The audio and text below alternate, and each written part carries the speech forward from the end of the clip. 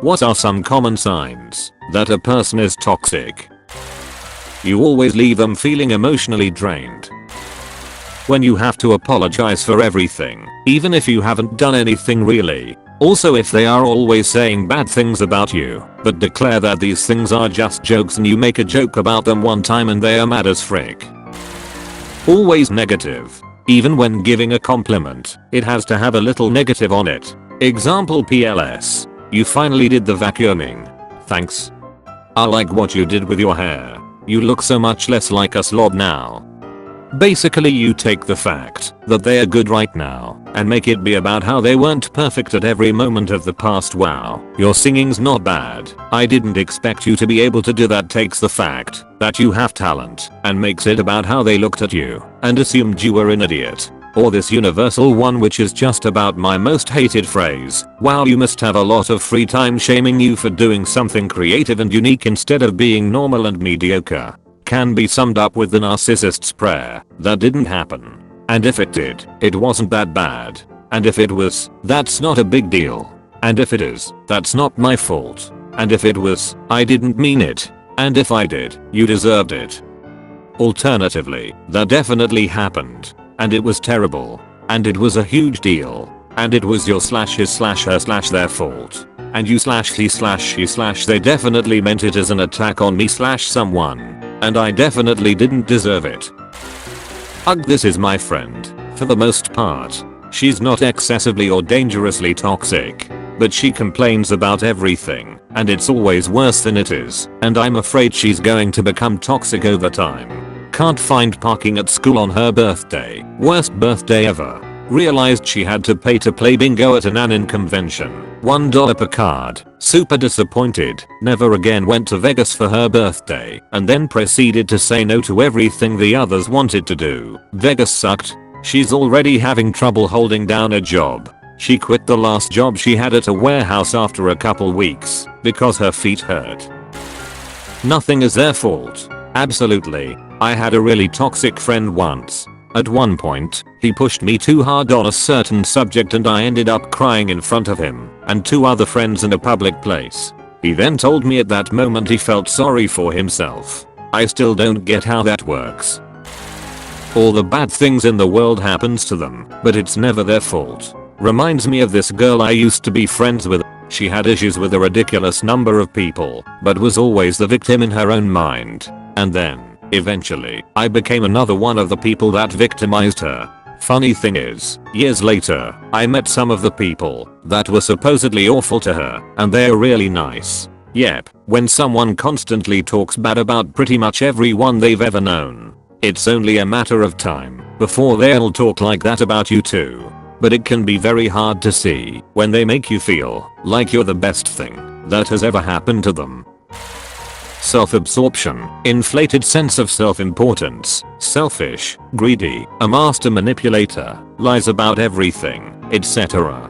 My mom was like this, so I know this shit firsthand.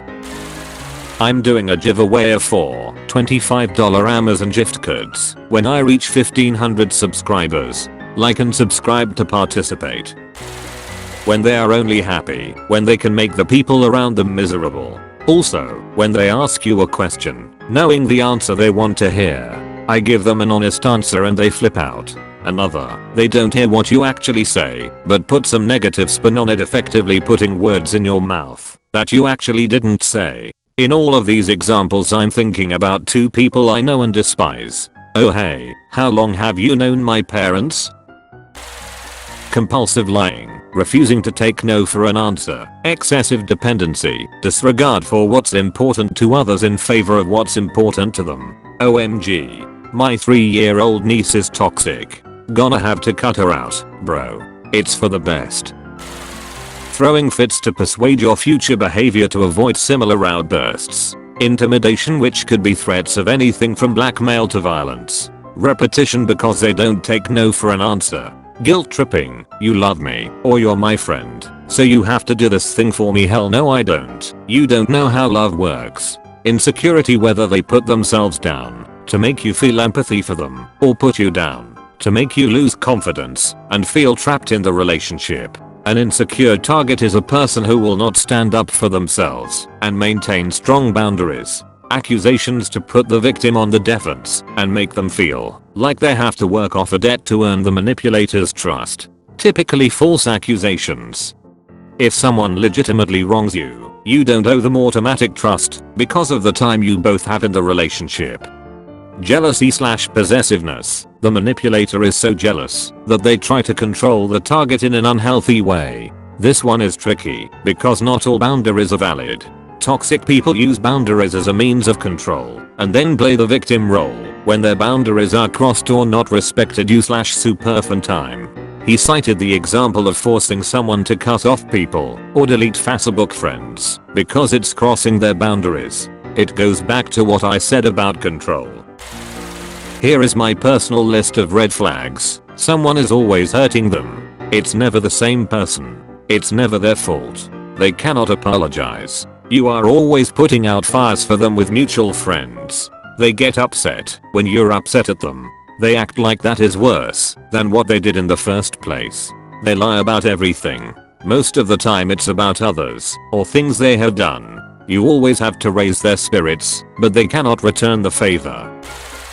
If you need to talk about something upsetting to you, and the person makes it all about himself, not even trying to look like he cares. I always feel self-conscious if I bring up something that happened in the past that's similar or something involving me, even though I usually do it as a I had/have this similar issue and here's what seemed to help/what ended up happening.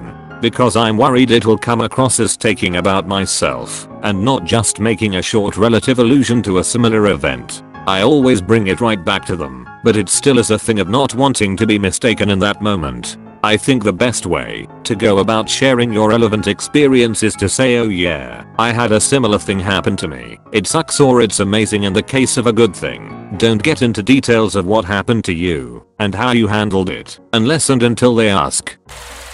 They use their friends as a butt of their jokes to impress people. The second someone confronts them about it or jokes about them, they get upset. Yep, call them on anything, and they claim they are the victim. Not a good sign. I'm at the verge of cutting someone off because of this. There is a group of us who have kept in touch through a message thread for 4 to 5 years since college, and lately I realized there is a rotating tab of 7 to 8 jokes about me. When I realized they don't make fun of each other that way, I'm a butt of the joke and I don't need to stay in this circle. Get out there. You're worth it, and there are better people who won't do you that. An old friend of mine, like 30 years, he knows my parents are somewhat hoarders. So he would, for a period, shoot me an email like, let me help your parents sell stuff. Then before I could even reply and explain it was their decision, not mine, he'd show up, go through their stuff seeking out the most valuable item, then propose to sell it for 5% of value, and he gets 50% of the take, so he gets 2.5% of the value, and we lose 97.5% of the value. And not only me, some other mutual friends have reported the same behavior. He wasn't even trying to help the situation. He was using it as an excuse to cherry pick the valuables and profit off of them. He never did sell anything, since everybody put their foot down on him, and he at least has the ethics to respect that. That's not even a good strategy for scamming. It's absurdly low. You could sell for like 50% of value and still get a very fast turnover. You have a message from the nice man. Like and subscribe to cut toxic people out of your life.